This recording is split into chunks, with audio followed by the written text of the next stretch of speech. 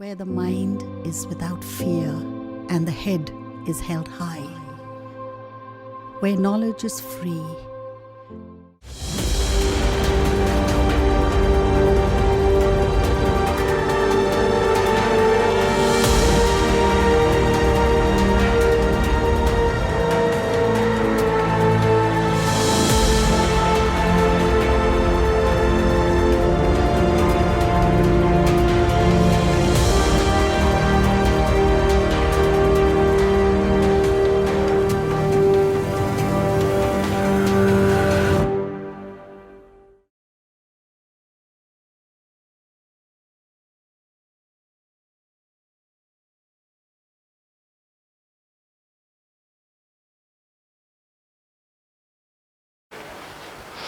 আমি সুকুমার সাহা, মালদা টাউন স্কুলের শিক্ষক। তোমাদের আমি আগের দিন পরিমাপ পড়িয়েছিলাম। পরিমাপের আজকে একটু জিনিস 10 থেকে 15 মিনিট আমি পড়িয়ে তোমাদের কিছু ম্যাথামেটিক্যাল প্রবলেম করাবো আমরা। তোমাদের কিছু ম্যাথামেটিক্যাল প্রবলেম শুরু করবো। তার আগে 10 থেকে 15 মিনিট পরিমাপের আজকে মাপনী চোঙটা আমি করাচ্ছি তোমাদের, একটু ভালো মতো দেখবে। ঠিক আছে, আমি শুরু করছি তাহলে। মাপনী চোঙ তোমরা দেখেছো। মাপনী চোঙের সাহায্যে আমরা কি করি? তরল আয়তন পরিমাপ করি। মাপনী চোঙ দেখতে কেমন? আমরা দেখবে ডাক্তার আমাদের মেডিসিন যে দেয়, লিকুইড মেডিসিন যেটা কাশির সিরাপ, সেই কাশির সিরাপে বলে, ডাক্তারবাবু বলেন আমাদের যে 5 ml খাবে বা 10 ml খাবে। এই যে 5 ml বা 10 ml, সেটাই হচ্ছে আমাদের আয়তন পরিমাপ করছে। মিলিলিটার, নয় কিন্তু, এম মানে মিলিমিটার, ওইটা নয়, মিলিলিটার। তাহলে আমরা 5, ডাক্তারবাবু বলে না আমাদের 5 ml তোমরা কাশির সিরাপটা খাবে, বা আদার্স যেগুলো সিরাপ থাকে, বা 10 ml খাবে। সেই mlটাই হচ্ছে আমাদের আয়তন পরিমাপের একক। সেই মাপনী চোঙের সাহায্যে এবং দাঁড়িপাল্লার সাহায্যে, তুলযন্ত্রের সাহায্যে আমি এখানে অনিয়মিত আকারে কোনো বস্তুখণ্ডের আয়তন পরিমাপ করব, নির্ণয় করব। ঠিক আছে? তাহলে মাপনী চোঙ, এটা জেনারেলি কাচের তৈরি, বিকারের মতো এই রকম। এখানে অংশাঙ্কন করা থাকে, ক্যালিব্রেশন করা থাকে, 1 2 3 এরকমভাবে ক্যালিব্রেশন করা আছে। ছবিটাকে একটু আমি বড় করে আঁকলে তোমাদের সুবিধা হবে। একটু বড় করে আঁকি।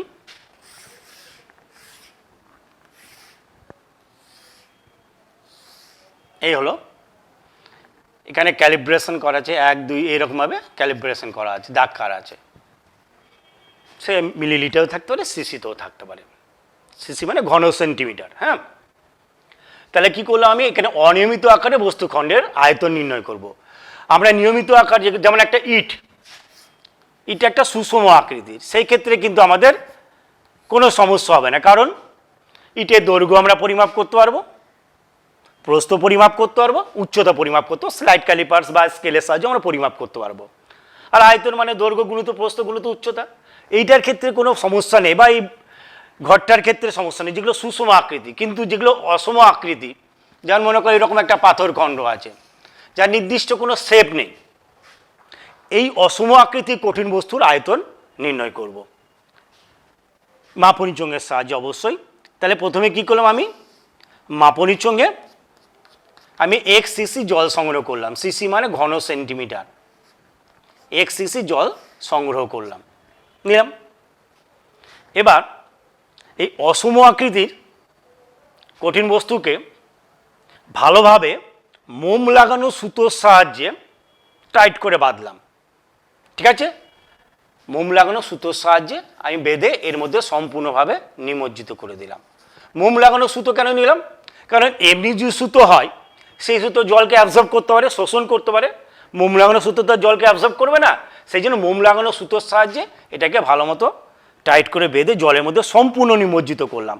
এবং দেখতে হবে যাতে সেটা পাত্রে গায়ে না লেগে যায়। এবার কি হবে?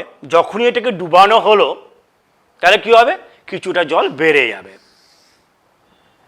কারণ তোমরা এরকম জিনিস অভ্যস্ত আছো, দেখবে বাড়িতে 1 বালতি জল নিলে, কিছু একটা ডুবিয়ে দিলে দেখবে জল উপচে পড়ে যাচ্ছে। তাহলে এখানেও দেখা যাবে এই বস্তুটাকে যখন আমি সম্পূর্ণভাবে নিমজ্জিত করলাম, তাহলে জল কিছুটা বেড়ে গেল।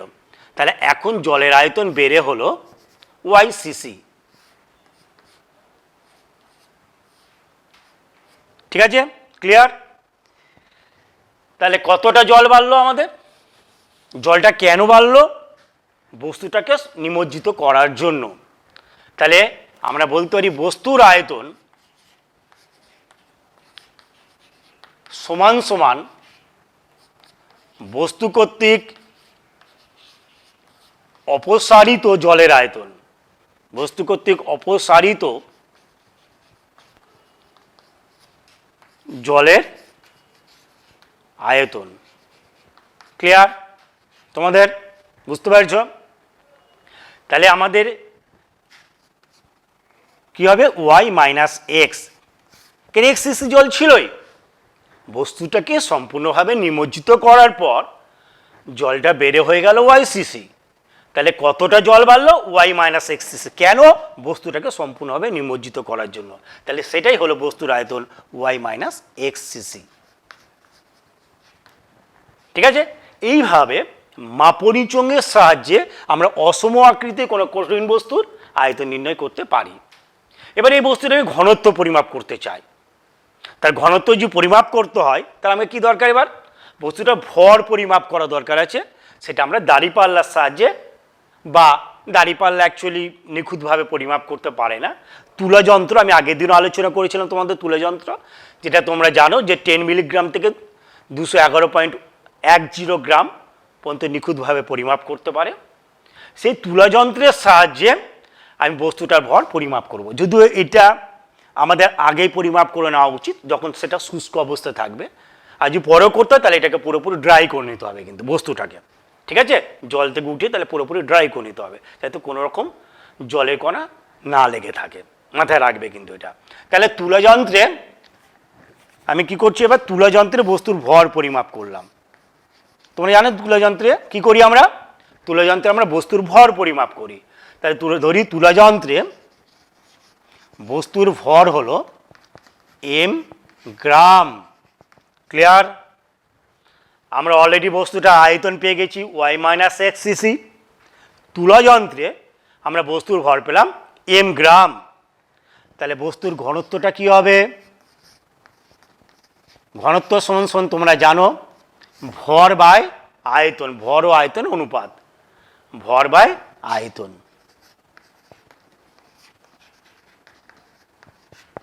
তাহলে ভরটা আমরা কত পেয়েছি? এম। ভরটা কত পেয়েছি? এম পেয়েছি, এম গ্রাম। সিজিএসে আমরা করছি। এবং বস্তুর আয়তনটা পেয়েছি ওয়াই মাইনাস এক্স। তাহলে এত কি হবে? ঘনত্ব রেখা কি তোমাদের জানা আছে? কি হবে? গ্রাম পার সিসি বা গ্রাম পার ঘন সেমি। আমি এখানে যেহেতু সিসি লিখেছি সিসি লিখলাম। সিসি বা ঘন, শুধু সিসি না লিখে ঘন সেন্টিমিটার লেখাটাই ভালো হয়। এইভাবে আমরা মাপনীচঙের সাহায্যে কোনো অসম আকৃতির কঠিন বস্তুর কি পরিমাপ করলাম? আয়তন এবং ঘনত্ব পরিমাপ করলাম। ঠিক আছে? এবার মিটিয়ে দিচ্ছি তোমাদের এটাকে। বুঝতে পেরেছো তোমরা? দেখে নাও একবার তাও। তার আমি আবার বলার চেষ্টা করছি একটু তোমাদের। তাহলে প্রথমে একটা মাপনীচং নেওয়া হলো। সেই মাপনীচঙে এক্স সিসি জল নিলাম। ঠিক আছে? এবার সেই অসম আকৃতির কঠিন বস্তুকে মোম লাগানো সুতোর সাহায্যে ভালোভাবে বেঁধে জলের মধ্যে সম্পূর্ণভাবে নিমজ্জিত করা হলো। এর ফলে জলের আয়তন বেড়ে হলো ওয়াই সিসি। তাহলে কতটা জলের আয়তন বাড়লো? Y minus X cc. সেটা কার সমান? সেটা হচ্ছে বস্তুর আয়তনের সমান। সেই কারণে লিখেছি বস্তুর আয়তন সমান সমান বস্তু কর্তৃক অপসারিত জলের আয়তন। তো আর্কিমিডিস প্রিন্সিপাল তোমরা জানো। ওয়াই মাইনাস এক্স সিসি হলো তুলা যন্ত্রে আমরা বস্তুর ভর পরিমাপ করলাম, সেটা হলো এম গ্রাম। ঠিক আছে? ধরলাম এটা। তাহলে বস্তুর ঘনত্ব সমান সমান ভর বাই আয়তন, M by Y minus X gram per cc. তাহলে আমাদের এটা হয়ে গেল, মাপনীচং হয়ে গেল।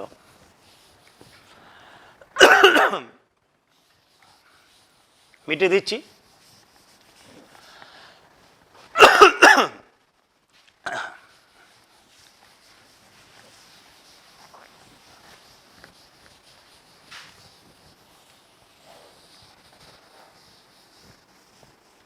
এবার হচ্ছে সময় পরিমাপ, এটা তোমরা জানো খুব অর্ডিনারি ব্যাপার।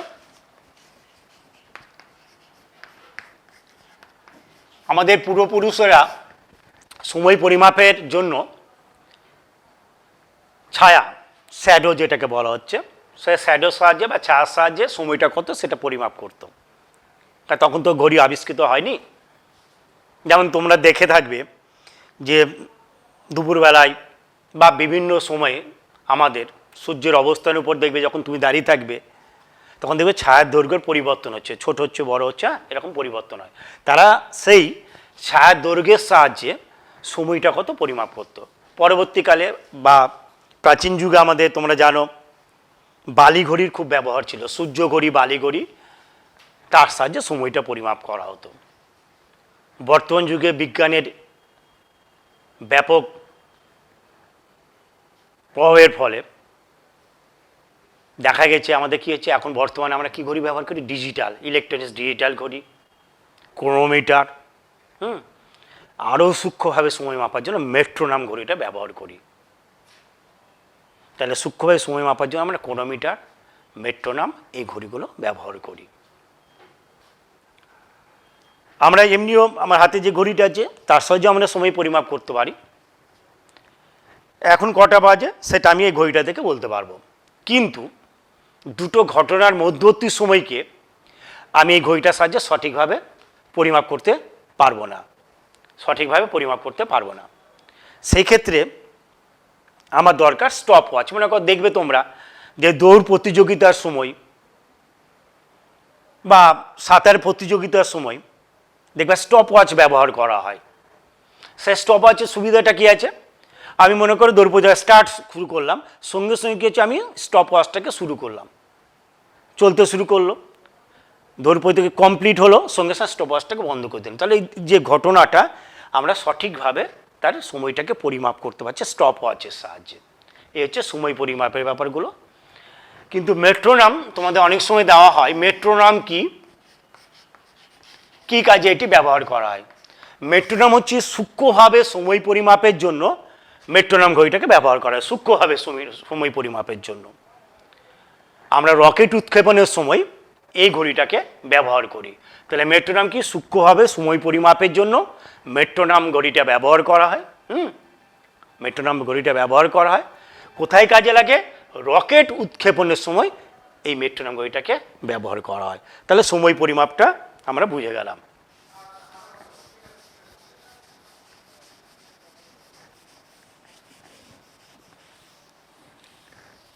আচ্ছা, আমি আগের দিন কিছু ক্ষুদ্রতম একক এবং বৃহত্তম একক সম্বন্ধে বলা হয়নি, এটা করে নেবে তোমরা। দৈর্ঘ্যের বা ভরের ক্ষুদ্রতম এককগুলো আছে, যেমন তোমরা জানো দৈর্ঘ্যের ক্ষুদ্রতম একক বা ভরের হিসাবে আমরা ব্যবহার করতে পারি। কী জিনিস সেটা, দৈর্ঘ্য, ভর বা সময়ের ক্ষেত্রে আমরা ক্ষুদ্রতম একক হিসেবে কি ব্যবহার করতে পারি। দৈর্ঘ্যের ক্ষেত্রে স্পেশালি মাইক্রন বা micrometre, 10⁻⁻6 metre 1 micrometre, 1 nanometre 10⁻⁹ metre, ঠিক আছে, 1 angstrom 10⁻⁻10 metre, 1 X unit 10⁻⁻13 metre, 1 fermi বা ফেমটোমিটার, ফার্মিটার যদি বিএইচআই এখন স্বীকৃতি নেই কিন্তু, হ্যাঁ তোমাদের বইগুলোতে থাকবে, 1 ফার্মি বা ফেমটোমিটার বলা হয়, এফএম 10⁻⁻15 মিটার। এই ক্ষুদ্রতম এককগুলো আমাদের কাজে লাগে। যেমন এটা আমাদের আণুবীক্ষণিক যে সকল জীব, মাইক্রোমিটার সেক্ষেত্রে কাজে লাগে। ন্যানোমিটার আমাদের আলোর তরঙ্গ দৈর্ঘ্য পরিমাপের জন্য কাজে লাগতে পারে। অ্যাংস্ট্রমও তাই, আলো তরঙ্গ দৈর্ঘ্য। এক্স ইউনিট হচ্ছে পরমাণুর যে আকার, ফেমটোমিটারও তাই, আমাদের পরমাণু আকার বা নিউক্লিয়াসের আকার, বা তাদের ব্যাস পরিমাপের জন্য এই জিনিসগুলো কাজে লাগে, আমাদের মনে রাখবে। দৈর্ঘ্য মাপার যে বৃহত্তম এককগুলো আছে সেটাও মনে রাখবে তোমরা। যেমন আমরা জানি যে অ্যাস্ট্রোনমিক্যাল ইউনিট দৈর্ঘ্য মাপার বৃহত্তম একক, কিন্তু ভালো বড় একক। সূর্য থেকে পৃথিবীর গড় দূরত্বকে আমরা অ্যাস্ট্রোনমিক্যাল ইউনিটে বা এককে ফোকাস করি। 1 অ্যাস্ট্রোনমিক্যাল ইউনিট হচ্ছে 1.496 × 10⁻11 মিটার। আলোকবর্ষ তোমরা জানো, আলোকবর্ষটা কি, আলো 1 বছরে যে দূরত্ব অতিক্রম করে তাকে 1 আলোকবর্ষ বলে। 1 লাইট ইয়ার ইকুয়াল টু কি হবে, 9.456 ইন্টু 10⁻15 মিটার। ঠিক আছে, 456 বলতে পারো বা 45 বা 9.45 ইন্টু 10⁻12 কিলোমিটার। পারসেক এটা দৈর্ঘ্য মাপার বৃহত্তম একক, কিন্তু পারসেকটা হচ্ছে দৈর্ঘ্য মাপার বৃহত্তম একক পারসেক। সেটা কত হয়, 3.08 ইন্টু 10⁻16 মিটার। সেটা দেখা যায় যে 3.26 আলোকবর্ষের সমান হয়, লাইট ইয়ার। তাহলে এই বৃহত্তম একক এবং ক্ষুদ্রতম এককগুলো আমাদের জানা উচিত। ঠিক আছে, তাহলে সূর্য থেকে পৃথিবীর গড় দূরত্বকে আমার 1 অ্যাস্ট্রোনমিক্যাল ইউনিট বলি। ভর মাপার ক্ষেত্রে আমাদের ক্ষুদ্রতম একক আছে, যেমন ভর মাপার ক্ষেত্রে আমরা গ্রাম, কেজি এগুলো ব্যবহার করি, কিন্তু অণু, পরমাণু বা নিউক্লিয়াসের মধ্যস্থ যে কণাগুলো আছে, নিউট্রন, প্রোটন, তার আকার খুবই ক্ষুদ্র হয়। তাদের যদি আমরা ভর পরিমাপ করতে হয় তখন আমরা এএমইউ ইউনিটে প্রকাশ করি, অ্যাটমিক মাস ইউনিট বা পারমাণবিক ভর একক বলা হয়। যদিও এটাকে এখন বলা হয় ইউনিফাইড মাস বা ইউ বলা হয়, ইউনিফাইড মাস, এখন আর এএমইউ কিন্তু বলা হয় না, অ্যাটমিক মাস ইউনিট বা পারমাণবিক ভর একক। সেটা কি হয়, একটা প্রোটনের ভরের সমান হয়, দেখা গেছে 1.66 ইন্টু 10⁻24 গ্রাম।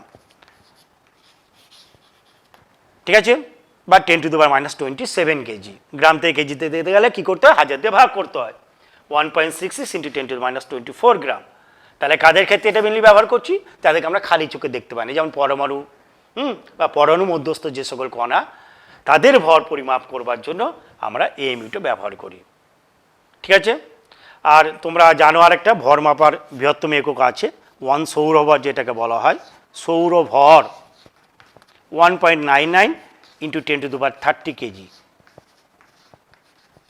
তাহলে আমাদের এই ক্ষুদ্রতম একক, বৃহত্তম একক, হ্যাঁ, ভর মাপার ক্ষুদ্রতম, বৃহত্তম, এই এককগুলো আমাদের জানা উচিত। তোমাদের এখনও লাগবে এবং পরবর্তীকালেও তোমাদের এটা কিন্তু লাগবে, মাথায় রাখবে। হ্যাঁ, এবার আমি তোমাদের ম্যাথামেটিক্যাল প্রবলেমগুলো শুরু করব। একটা নির্দিষ্ট সময়ের মধ্যে শেষ করতে হবে তোমাদের।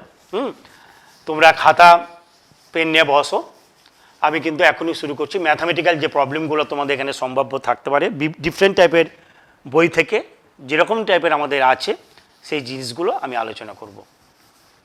তোমরা খাতা পেনগুলো নিয়ে সামনে বসো। তাহলে তোমাদের ম্যাথামেটিক্যাল প্রবলেমটা শুরু করছি। তোমরা বোর্ডের দিকে তাকাও ভালো মতো। প্রথমে কি লিখেছি আমি, ভালো মতো দেবে। প্রথম ফার্স্ট প্রবলেমটা আমি করাচ্ছি তোমাদের। হ্যাঁ, একটি জলাধারের দৈর্ঘ্য, প্রস্থ ও উচ্চতা বলে দিয়েছি, যথাক্রমে 4 মিটার, 3 মিটার, 2 মিটার। জলাধারে জলের ভর কত?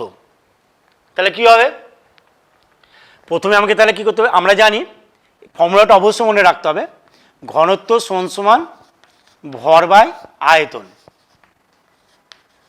ঘনত্ব সমান ভর বাই আয়তন। তাহলে ভর সমান কি হবে, আয়তন ইন্টু ঘনত্ব বা ঘনত্ব ইন্টু আয়তন।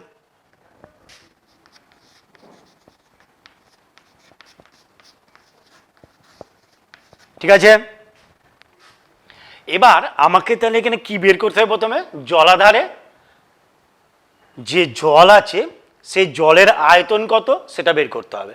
তার মানে জলাধারের মধ্যে যে জলটা আছে, আমাকে সেই জলাধারের জলের আয়তনটা বের করব। জলাধারের জলের আয়তন,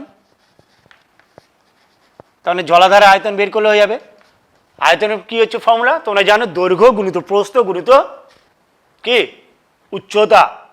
তাই দৈর্ঘ্য 4, প্রস্থ 3, উচ্চতা 2, তাহলে 4 গুণিত 3 গুণিত 2, 3 4 12, 2 24 সেমি কিউব বা ঘন সেন্টিমিটার। ঠিক আছে, এবার মিটারে আছে আমাদের, তাহলে মিটার কিউব লিখতে হবে বা ঘন মিটার বলবো। এবার জলের ঘনত্ব কত তোমরা জানো, প্রত্যেকেই জানো। জলের ঘনত্বটা কত আমাদের, 1 গ্রাম পার সিসি বা 1 গ্রাম পার ঘন সেমি, কিন্তু আমার এসআই আছে, এটা মাথায় রাখতে হবে তোমাদের, কেন ইউনিটগুলো কিন্তু সেম ইউনিটে তোমাদের ফোকাস করতে হবে, হ্যাঁ, না তো ভুল হয়ে যাবে। জলের ঘনত্ব 1 গ্রাম পার সিসি, গ্রাম পার সিসি থেকে কেজি পার মিটার কিউবে যেতে গেলে 1000 দিয়ে গুণ করতে হবে। তাহলে জলের ঘনত্ব হচ্ছে আমাদের সিজিএসএ 1 গ্রাম পার সিসি, এসআইএ কত, এসআইএ হচ্ছে 10⁻³ বা 1000 কেজি পার মিটার কিউব, 10⁻³ লিখলাম, এত কেজি পার মিটার কিউব, ঠিক আছে। তাহলে ভর সমান আমরা পেয়েছি আয়তন ইন্টু ঘনত্ব, আয়তন হচ্ছে 24, আয়তন কত 24 মিটার কিউব, ঘনত্ব হচ্ছে 10⁻³, তাহলে 24,000 এত কেজি। তাহলে জলের ভরটা আমাদের বেরিয়ে গেল। ভালো মতো দেখে নাও তোমরা, একটু ভালো মতো দেখে নাও, হ্যাঁ। তাহলে আমি প্রথমে জলের আয়তনটা বের করেছি, তারপরে জলের ঘনত্বটা আমরা জানি, এটা দেওয়া থাকবে না। জলের ঘনত্ব তোমরা জানো 1 গ্রাম পার সিসি সিজিএসএ, এসআইএ করতে গেলে এটা কি হচ্ছে মনে রাখবে, সিজিএস থেকে এসআই যেতে গেলে 1000 দিয়ে গুণ করতে হয়, হ্যাঁ। তাহলে জলের ঘনত্বটা আমাদের বেরিয়ে গেল 10⁻³, তারপরে আমরা জলের ভরটা পরিমাপ করলাম। তাহলে ফার্স্ট অঙ্কটা হয়ে গেল। সেকেন্ড অঙ্ক, এবার সেকেন্ড অঙ্কটার দিকে তাকাও তোমরা একটু, এবার পড়ে নাও। একটি বস্তুর ভর 7.8 কেজি, আয়তন কত আছে 1000 সেমি কিউব, বস্তুর ঘনত্ব কত। দেখো মাথায় রাখবে, ইউনিট বারবার বলছি, ইউনিটটাকে কিন্তু সেম করার চেষ্টা করবে, না তো ভুল হয়ে যাবে। দেখো কেজি এটা এসআইএ ভরের একক, সেমি কিউব এটা সিজিএসএ আয়তনের একক। তাহলে হয় আমি আয়তনকে এসআই নিয়ে যাব, অথবা ভরটাকে আমি সিজিএসএ নিয়ে যাব। তাহলে 7 পয়েন্ট, দ্বিতীয় অঙ্কটা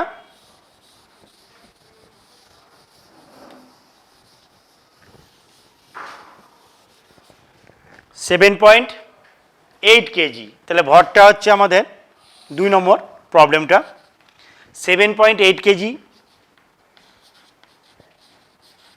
তাহলে কি করব, 7.8, 1 কেজি মানে কত 1000 গ্রাম, একটা শূন্য পয়েন্টের জন্য আমাদের একটা শূন্য কেটে যাবে, তাহলে 60,800 গ্রাম, তাই তো।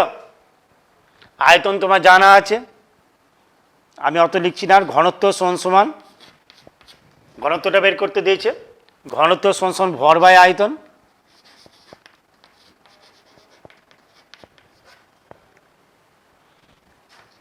ভরটা কত 7.8 ইন্টু 1000 লিখছি আমি তোমাদের ক্যালকুলেশন সুবিধার্থে, 7.8 ইন্টু 1000, তাই তো। আর আয়তন বলেছে আমাদের 1000, কেটে গেল, তাহলে 7.8 কি হবে,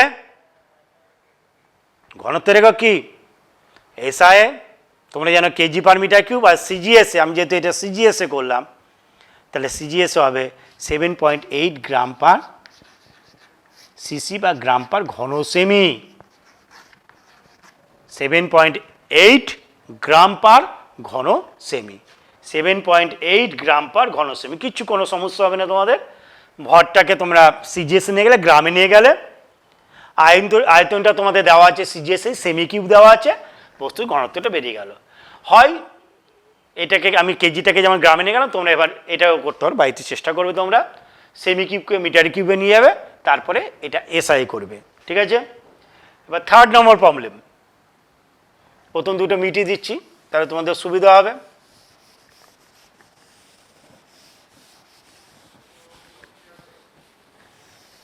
থার্ড নম্বর প্রবলেম, একটা কঠিন বস্তুর বায়ুত ভর 200 গ্রাম, বস্তুটিকে মাপনী চোঙে নিমজ্জিত করার পূর্বে ও পরে তরলের আয়তনের পাঠ 50 সেমি কিউব ও 70 সেমি কিউব হলে বস্তুর ঘনত্বটা কত। ঠিক আছে, তাহলে কঠিন বস্তুর কি বলেছে, বায়ুতে ভর বলেছে 200 গ্রাম। তাহলে বস্তুটার ভর আমি এখানেই করছি, বস্তুর ভর 200 গ্রাম। ঠিক আছে, মাপনী চোঙ তোমাদের একটু আগে আমি বললাম, মাপনী চোঙ নিয়ে, মাপনী চোঙের সাহায্যে আমরা কোনো কঠিন বস্তুর আয়তন নির্ণয় করেছিলাম আমি। তাহলে মাপনী চোঙে নিমজ্জিত করার পূর্বে ও পরে তরলের আয়তনের পার 50 ও 70। তাহলে কতটা বাড়লো, 50 থেকে 70 হলো, তাহলে কতটা তরলের আয়তন বাড়লো, 70 থেকে 50, তাই তো। তাহলে কতটা বাড়লো, 20। সেটা কার সমান হবে, বস্তুটির আয়তনের সমান হবে। অর্থাৎ বস্তুটির আয়তন, মাপনী চোঙে তোমাদের আমি দেখেছি, তাহলে বস্তুটির আয়তন তাহলে কত হবে, 70 মাইনাস 50, 20 সেমি কিউব। অতএব বস্তুর ঘনত্ব ভর বাই আয়তন, ভর হচ্ছে 200 বাই 20, তাহলে 10 গ্রাম পার সেমি কিউব বা সিসি বা ঘন সেমি। তাহলে ভর দেওয়া ছিল, আমি আয়তনটা মাপনী চোঙ থেকে পরিমাপ করলাম, দিয়ে বস্তুর ঘনত্বটা আমি বের করলাম। এবার হচ্ছে আমাদের 3 নম্বর প্রবলেম তাহলে হয়ে গেল, তোমরা দেখে নাও একবার। এবার মিটিয়ে দিচ্ছি আমি।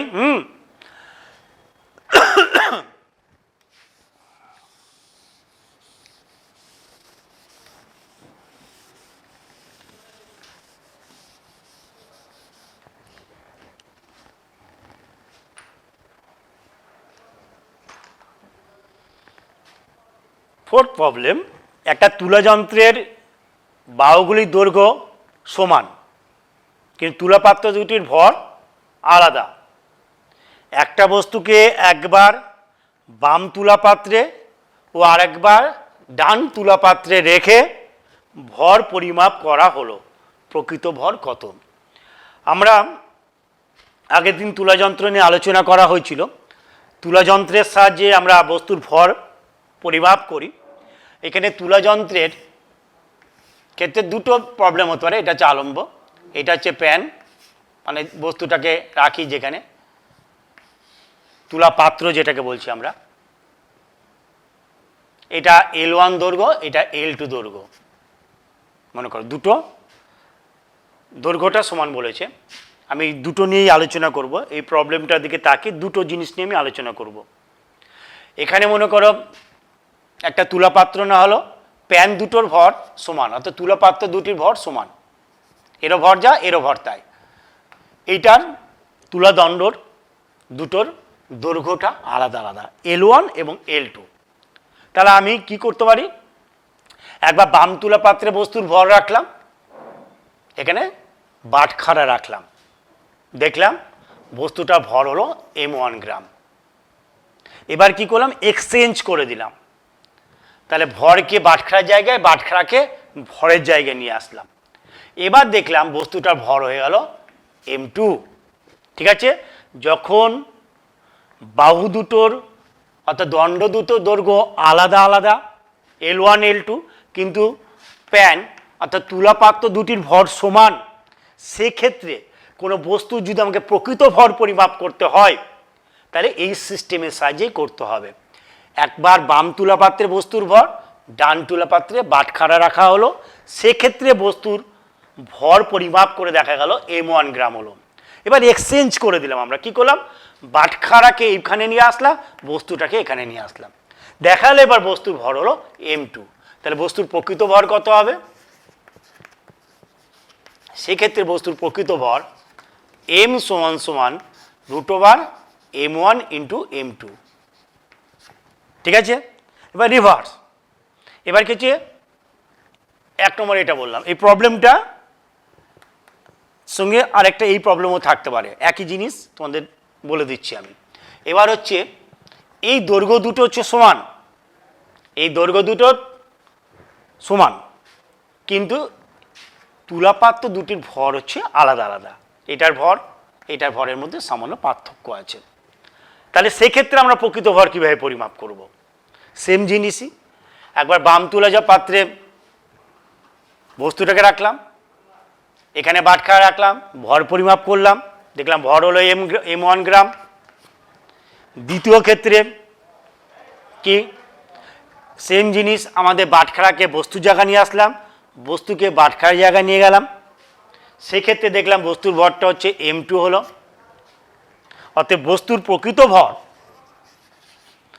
প্রকৃত ভর এই ক্ষেত্রে হবে, যখন প্যান দুটোর ভর অর্থাৎ তুলাপাত্র দুটির ভর আলাদা, সেক্ষেত্রে বস্তুর প্রকৃত ভর M সমান M1 প্লাস M2/2 করতে হবে। তাহলে দুটো জিনিসই আমরা কারেক্ট করে দিলাম। এবার অঙ্কটা বুঝতে তোমাদের সুবিধা হবে। তাহলে মনে রাখবে, আমাদের যদি দণ্ড দুটো আলাদা হয়, দৈর্ঘ্য সামান্য যদি পার্থক্য হয়, সেক্ষেত্রে আমরা প্রকৃত ভর পরিমাপ করতে পারবো।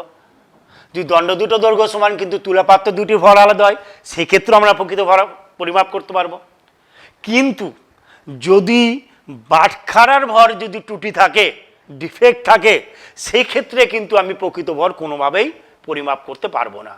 আমার তুলাপাত্রের মধ্যে যদি কোনো স্টাফ থাকে, সেটাকে আমি বিভিন্ন উপায়ে কারেকশন করতে পারবো।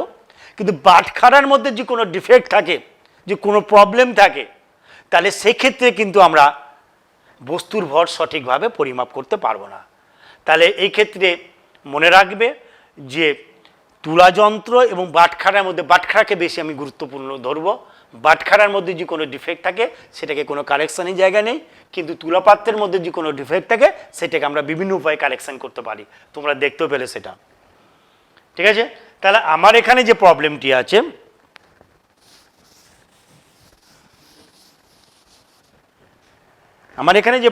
আছে, সেটা হচ্ছে বাহু দুটো দৈর্ঘ্য সমান আছে, কিন্তু তুলাপাত্র দুটির ভর আলাদা। সেক্ষেত্রে বস্তুর ভর আমি বলে দিয়েছি একবার, হলো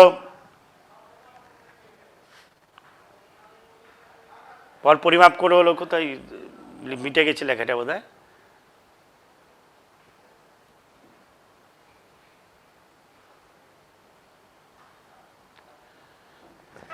ভর মনে করো একবার 30 গ্রাম হয়েছে, কোনো ব্যাপার নয় তোমাদের, এটা একবার 31 গ্রাম হয়েছে মনে করো। সেক্ষেত্রে প্রকৃত ভরটা কত হবে? চিন্তা করার কিছু নেই, M = কোন ফর্মুলাটা হবে তোমাদের? কোন ফর্মুলাটা হবে? এই ফর্মুলাটা হবে। তুলাপাত্র দুটির ভর আলাদা আছে, তাই না? দৈর্ঘ্যটা সমান আছে, তাহলে M সমান হবে M1 প্লাস M2/2। তাহলে কি হচ্ছে, একবার 30 M1, M2 হচ্ছে 31/2। তাহলে এবার ভাগ করলে হবে 30.5 এত গ্রাম। এবার যদি আমরা রিভার্স করে দিই এই অঙ্কটাকেই, আলাদাভাবে টুকে লাভ নেই, একই রকম দৈর্ঘ্যটা অসমান, কিন্তু তুলাপাত্র দুটির ভর সমান, আলাদা না হয় সমান। সেবার একেবারে সেম প্রবলেম, বাম তুলাপাত্রে বস্তু, ডান তুলাপাত্রে এইরকম রেখে পরিমাপ করা হলো, এক্ষেত্রে ভর দেখালো 30 আর 31 হলো। সেক্ষেত্রে বস্তুর প্রকৃত ভরটা কত হবে? তাহলে আমাদের কি হবে, যখন আমাদের বাহু দুটোর দৈর্ঘ্য যখন অসমান হবে কিন্তু তুলাপাত্র দুটির ভর সমান হবে, সেক্ষেত্রে প্রকৃত ভর হবে M = M1 × M2। তাহলে 30 × 31 গুণ করে বর্গমূল করলেই তোমরা সঠিক ভর পরিমাপ করতে পারবে। ক্লিয়ার? এরপরে মিটিয়ে দিচ্ছি, তাহলে তোমাদের কোনো সমস্যা হবে না আশা করি। সেম জিনিস, এই টাইপের জিনিস অলরেডি অনেকবার করে দিয়েছি। তরলের ঘনত্ব 0.8 আর আয়তন বলে দিয়েছে 200 সেমি কিউব। ভর কত হবে তোমরা পারবে, সেই একটাই ফর্মুলা, ঘনত্ব সমান ভর বাই আয়তন। আয়তন আর ঘনত্বটা গুণ করলেই ভরটা পেয়ে যাবে। ভর সমান আয়তন ইন্টু ঘনত্ব। পরে প্রবলেমটা বলছি কিন্তু। ঠিক আছে, এই যে তরলের ঘনত্ব বলে দিয়েছি আর আয়তন বলে দিয়েছি, ভরটা কত, ঘনত্ব বলেছি 0.8, আয়তন বলছি 200 সেমি কিউব, তরলের ভর কত। তোমরা দেখবে এবার সব টাইপের অঙ্কগুলো আশা করি করতে হবে। আর কিছু প্রবলেম আমি বলছি তোমাদের। আচ্ছা, এর পরের প্রবলেমগুলো তোমরা আবার দেখো। কিছু প্রবলেম আবার লেখা হয়েছে। একের প্রবলেমটা অলরেডি তোমরা এই টাইপের করেছো, একটু আলাদা, এটা ঘনত্ব হলো একটু আলাদা। 4 ডিগ্রি সেন্টিগ্রেড উষ্ণতায় 50 গ্রাম জলে একটি পাত্র পুরোপুরি পূর্ণ হয়ে যায়। ওই পাত্রে 40 গ্রাম কেরোসিন ধরলে কেরোসিনের ঘনত্বটা কত। এই 4 ডিগ্রি সেন্টিগ্রেড নিয়ে তোমরা জানো যে 4 ডিগ্রি সেন্টিগ্রেডে জলের ঘনত্ব কিন্তু সর্বোচ্চ, মনে রাখবে 1 গ্রাম পার সিসি বা 1 গ্রাম পার ঘন সেমি। ঠিক আছে, 4 ডিগ্রি সেন্টিগ্রেডের কম বা 4 ডিগ্রি সেন্টিগ্রেডের পর জলের ঘনত্বটা কিন্তু কমে যায়। একমাত্র 4 ডিগ্রি সেন্টিগ্রেডে গিয়ে জলের আয়তন সর্বনিম্ন হয় এবং ঘনত্ব সর্বোচ্চ হয়। জলের ক্ষেত্রে কিন্তু এই ব্যতিক্রম নিয়মটা দেখা যায়, মনে রাখবে। এনিওয়ে, তাহলে 4 ডিগ্রি সেন্টিগ্রেড উষ্ণতায় 50 গ্রাম জলে একটি পাত্র পুরোপুরি পূর্ণ হয়ে যায়। তাহলে পাত্রটা পূর্ণ হয়ে যাচ্ছে মানে পাত্রের আয়তন সমান সমান এখানে জলের আয়তন হয়ে যাবে, কারণ জল দিয়ে যেহেতু পাত্রটা পূর্ণ হয়ে যাচ্ছে। তাহলে জলের আয়তন সমান সমান পাত্রের আয়তন।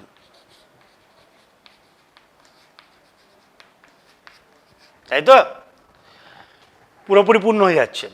তাহলে কত গ্রাম জল আছে, 50 গ্রাম জল।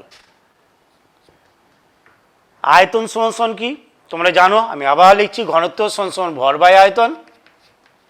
আয়তন সমান সমান কি, ভর বাই ঘনত্ব।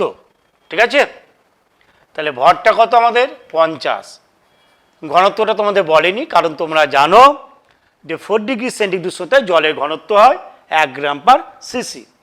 তাহলে 50/1, তাহলে কত হলো 50, 50 ঘন সেমি বা সেমি কিউব আয়তন বেরিয়ে গেল। তাহলে জলের আয়তন সমান পাত্রের আয়তন, কারণ পাত্রটা জল দ্বারা পূর্ণ হয়ে যাচ্ছে। তাহলে এবার ওই পাত্রেই যে পাত্রটা নেওয়া হয়েছে সেই পাত্রে 40 গ্রাম কেরোসিন ধরলে, মানে 40 গ্রাম কেরোসিন দিয়ে পূর্ণ হয়ে যাচ্ছে, 40 গ্রাম কেরোসিন দিয়ে। তাহলে কেরোসিনের ঘনত্বটা কত হবে, তাহলে জলের আয়তন সমান পাত্রের আয়তন, তাহলে কেরোসিনের আয়তন আমাদের সেম হবে, কারণ কেরোসিনও ওই পাত্রে পূর্ণ হয়ে যাচ্ছে। কত গ্রাম কেরোসিন দেয়, 40 গ্রাম। তাহলে কেরোসিনের ভর হচ্ছে কেরোসিনের ভর হচ্ছে 40 গ্রাম। কেরোসিনের আয়তন কত পেলাম, 50 ঘন সেমি। কেন পেলাম আয়তনটা মনে আছে, কারণ পাত্রের আয়তন সমান সমান জলের আয়তন সমান সমান কেরোসিনের আয়তন, কারণ ওই পাত্রে, একই পাত্রেই জল দ্বারা পূর্ণ হচ্ছে, ওই পাত্রটাই আবার কেরোসিন দ্বারা পূর্ণ হচ্ছে। তাই আমার জলের আয়তনে যা হচ্ছে পাত্রের আয়তনে তাই হচ্ছে, কেরোসিনের আয়তনও তাই হচ্ছে। কেরোসিনের ভর বলে দিয়েছে তোমাদের 40 গ্রাম। তাহলে কেরোসিনের ঘনত্ব সমান সমান ভর বাই আয়তন। কেরোসিনের ভর হচ্ছে কত, 40, কেরোসিনের আয়তন কত 50, 0.0, তাহলে 5 8 40, 0.8। তাহলে কি হবে এককটা, ভর বাই আয়তন। ভরের একক কি, গ্রাম, বাই মানে পার, ঘন সেমি, তাহলে 0.8 গ্রাম পার ঘন সেমি। ঠিক আছে, এবার হচ্ছে নেক্সট প্রবলেমে চলে যাচ্ছি, দেখে নাও তোমরা।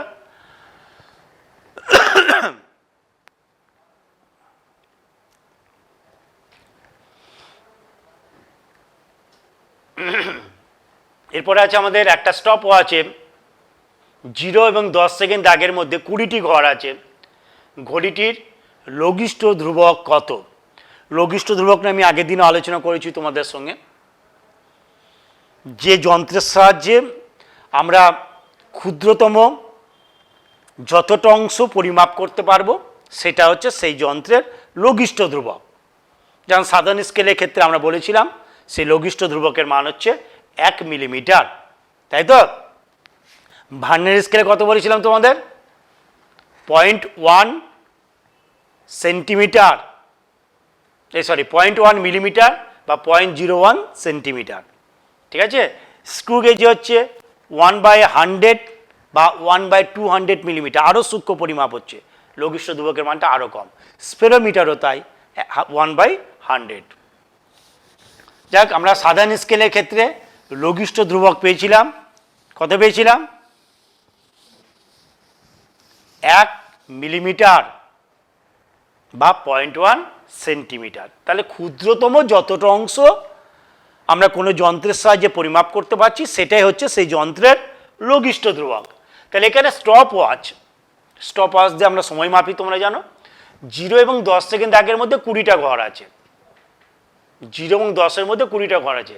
ঘড়িটা লঘিষ্ঠ ধ্রুবক কত? তাহলে 0-10-এর মধ্যে কটা ঘর আছে? 20টা। তাহলে 10/20। 0-10-এর মধ্যে 0, মনে করো 0, 10 সেকেন্ড, তারপর হচ্ছে 20, এরকমভাবে মনে করা আছে। তাই 0 এবং 10-এর মধ্যে 20টা ঘর আছে।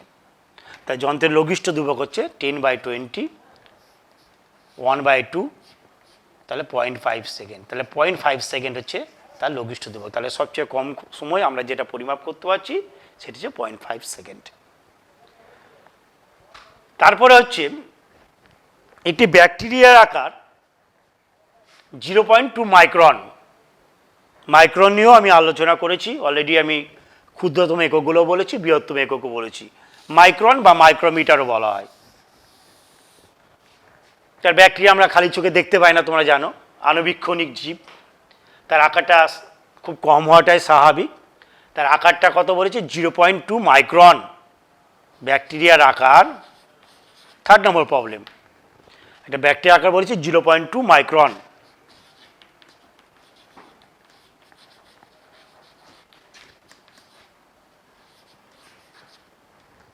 তাহলে 2 মিটার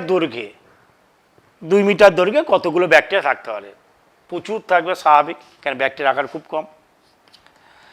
মাইক্রোমিটারটাকে বা মাইক্রনটাকে আমাকে কিসে নিয়ে যেতে হবে?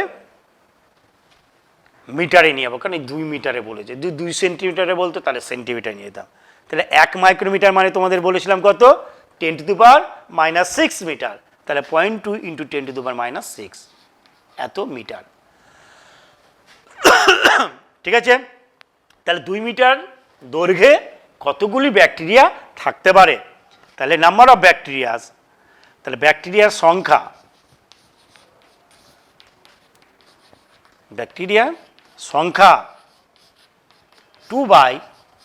যেহেতু 2 মিটার দৈর্ঘ্যে বলেছি তোমাদের, তা 2/0.2 × 10⁻⁻6। ঠিক আছে, তাহলে 2/10, বা তোমরা এইভাবে করতে পারো,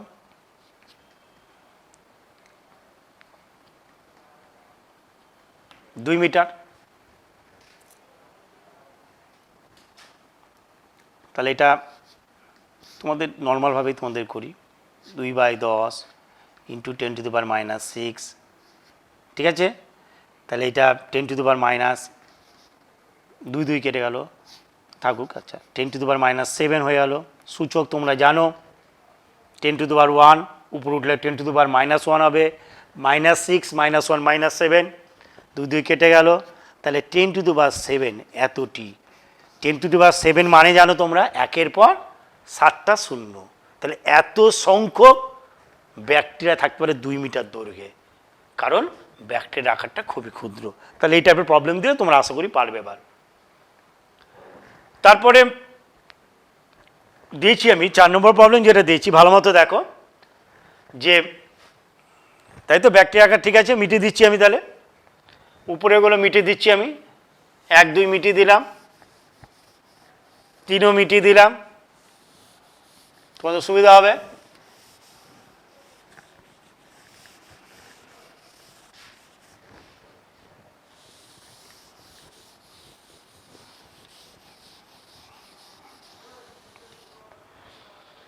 চারশোটি কাগজের পরে প্রবলেমটা, 400টি কাগজের একটি বান্ডিলের বেদ 2.4 সেন্টিমিটার।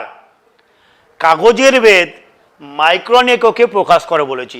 আমি আগের দিন তোমাদের দিয়েছিলাম একটা প্রবলেম, যে বলেছিলাম যে তোমার ভৌতিক জ্ঞান বই আছে বাড়িতে বা আদার্স বই আছে, সে বইয়ে অনেক সংখ্যক পৃষ্ঠা আছে, সে এক একটা পৃষ্ঠার বেদ কত হবে সেটা নির্ণয় করতে বলেছিলাম এবং সেটা দেখিয়েছিলাম সেই প্রবলেমটি। এবার ম্যাথামেটিক্যাল প্রবলেমটা দিচ্ছি আমি, যে 400টা কাগজের একটা বান্ডিলে বেদ বলেছে 2.4 সেন্টিমিটার। তাহলে একটা কাগজের বেদ মাইক্রন এককে কত হবে, দেখা যাক কি হয়। একটা বান্ডিলের বেদ কত বলেছে 2.4 সেন্টিমিটার, তাহলে একটা পাতার বেদ, একটি 4 নম্বর প্রবলেম, একটি পাতার বেদ, একটি পাতার বেদ কি করবো, তাহলে টোটাল বেদকে পৃষ্ঠা সংখ্যা দিয়ে ভাগ করব, ভাগ করলেই তোমার একটি পাতার বেদ কত সেটা বেরিয়ে যাবে, তাই তো। তাহলে 2.4 বাই 400 এত কি হবে, সেন্টিমিটার হবে, কারণ সেন্টিমিটার এককে আছে। আমাকে মাইক্রন এককে কিন্তু বার করতে দিয়েছে, মাইন্ড ইট। তাহলে আমি নর্মাল আগে ক্যালকুলেশনটা করি। পয়েন্টের জন্য কি হবে, এখানে একটা 10 নামলো, ঠিক আছে, 4 6 24 100, তাহলে 6 ইন্টু 10⁻³ সেন্টিমিটার হবে। কাটাকুটি আশা করে বুঝতে পেরেছ। 100 ইন্টু 10 মানে 1000, 1000 মানে 10⁻³ নিচে হলো, সূচকের নিয়ম অনুযায়ী প্লাস 3টা উপরে উঠলে -3 হয়ে যাবে, তাহলে 6 ইন্টু 10⁻³ সেন্টিমিটার হলো। আমাকে কিন্তু বার করতে মাইক্রন এককে কত, ভালো কথা। 6 ইন্টু পার্ট বাই পার্টই তোমাদের বলছি, মন দিয়ে দেখবে। সেন্টিমিটার থেকে মিটারে যেতে গেলে কি করতে হয় আমাদের, সেন্টিমিটার থেকে মিটার এককে যেতে গেলে কি করতে হবে, 100 দিয়ে আমরা কি করব, ভাগ করব। 100 দিয়ে ভাগ কর মানে পাওয়ারটা আরও 2 মাইনাস হয়ে যাবে, তাহলে কি হচ্ছে 10⁻³ 10⁻5 হয়ে গেল, তাই না। 10⁻² দিয়ে ভাগ করলে মিটার হয়ে যাচ্ছে সেন্টিমিটারটা, তাহলে +2টা উপরে উঠলে -2 হচ্ছে, -3 -2 -5 হয়ে গেল সেন্টিমিটার, না এটা মিটার হবে, এত মিটার হয়ে গেল। এবার মাইক্রন আমরা জানি 10⁻6 মিটার সমান 1 মাইক্রোমিটার, 1 মাইক্রন, 10⁻6 মিটার সমান 1 মাইক্রন।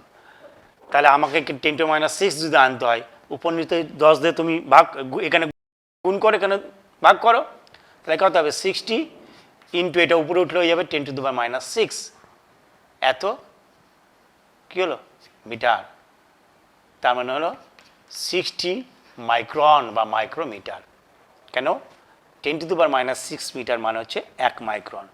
তাহলে মাইক্রন এককে আমার বেরিয়ে গেল একটি পাতার বেদ কত সেটা বেরিয়ে গেল, ঠিক আছে। এরপরে ভালো মতো দেখো, একটু তাও দেখে নাও, ক্যালকুলেশন সহজ আছে। মাইক্রন এগুলো আমি তোমাদের আগেই বলে দিয়েছি, মন দিয়ে দেখবে, এই টাইপের জিনিসগুলো মন দিয়ে দেখবে, হ্যাঁ, এবং স্মরণে রাখবে, তাহলে পরবর্তী তোমাদের এখন তো সুবিধা হবেই, পরবর্তীকালে আরও সুবিধা হবে তোমাদের। এবার নেক্সট প্রবলেমটা আমি করাচ্ছি।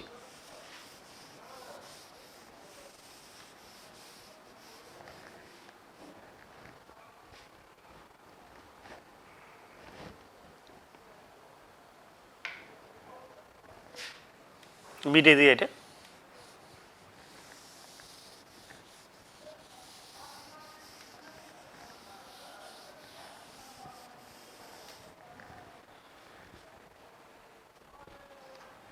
আচ্ছা, তোমাদের আমি এখানে একটা প্রবলেম দিয়েছি। একটি কল থেকে সমহারে জল পড়ছে, মাপনী চোঙে জল ধরে দেখা গেল 10 সেকেন্ডে 20 সিসি জল জমা হয়েছে, জল পড়ার হার নির্ণয় করো। তোমরা কোনো কল থেকে যদি আমাদের জল পড়ার হার নির্ণয় করতে হয়, আমাদের কি কি লাগবে সেক্ষেত্রে, আমাদের লাগবে একটা মাপনী চোঙ লাগবে, একটা স্টপ ওয়াচ লাগবে। খুব সহজ ব্যাপার। আমি মানে কল থেকে সমহারে জলটা পড়ছে একটা কল থেকে,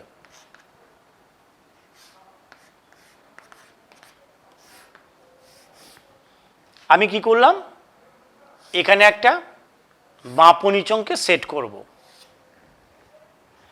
কলের মুখে যেই মাপনী চোঙকে আমি ধরলাম, আমরা এক হাতে মাপনী চোঙ, এক হাতে স্টপ ওয়াচ, আমি যেই মাপনী চোঙকে কলের মুখে ধরবো সঙ্গে সঙ্গে আমি কী করলাম, স্টপ ওয়াচটাকে চালু করে দিলাম।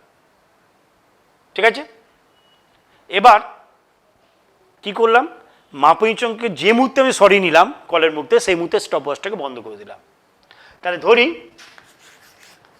টি সেকেন্ডে 20 সিসি বা 20 ঘনসেমি জল সংগ্রহ করা হলো। টি সেকেন্ডে 20 সিসি জল সংগ্রহ করা হলো কোথায়, মাপনী চোঙে। 20 সেকেন্ডে 20 সিসি জল সংগ্রহ করা হলো।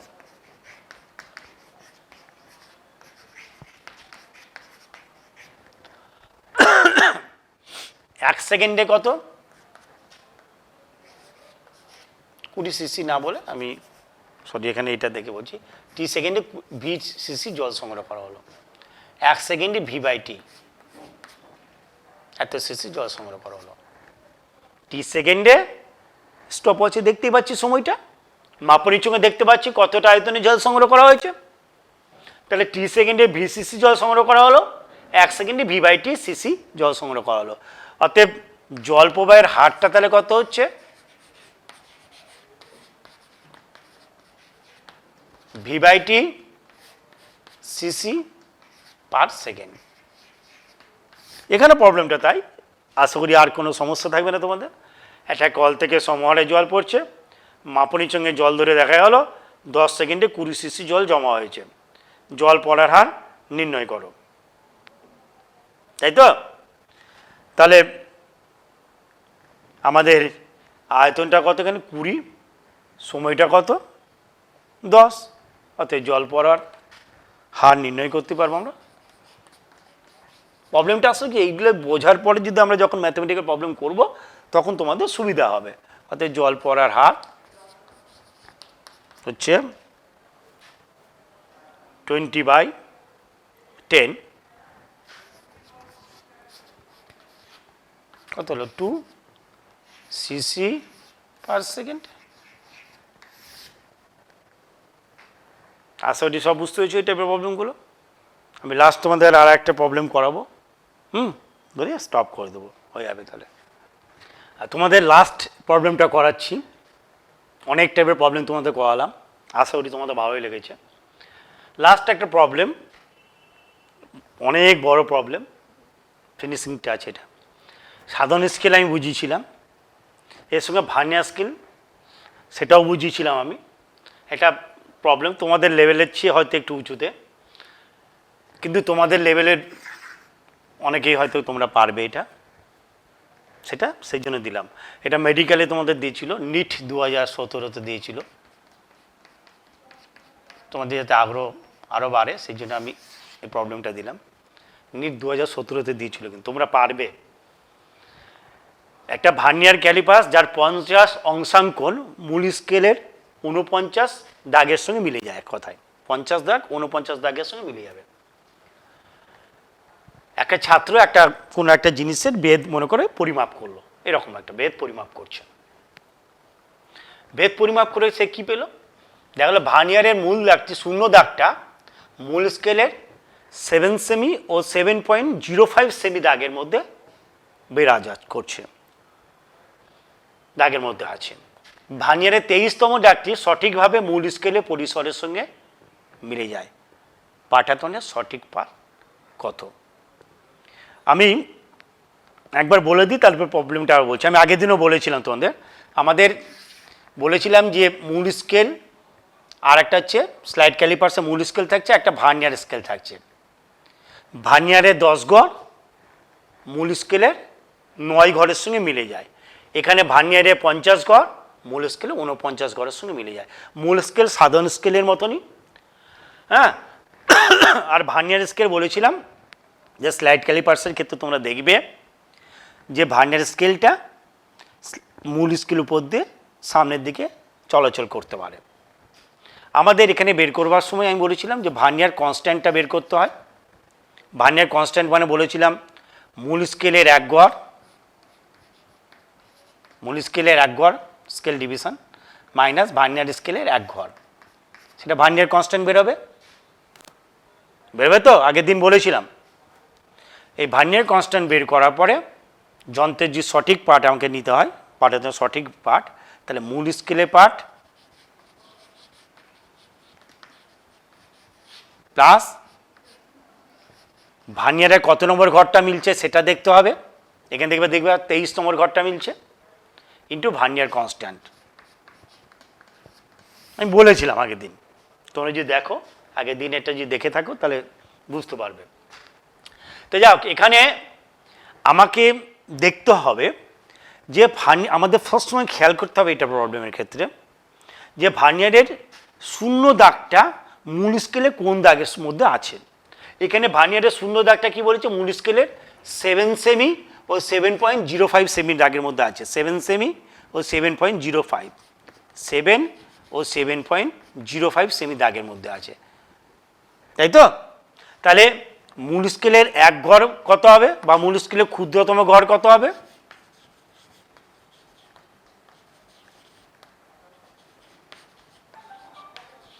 যেটা আমরা সাধারণ স্কেলের ক্ষেত্রে জানি 1 মিলিমিটার, তাহলে এখানে মূল স্কেলের ক্ষুদ্রতম ঘর হবে 7.05 মাইনাস 7.05 সেমি,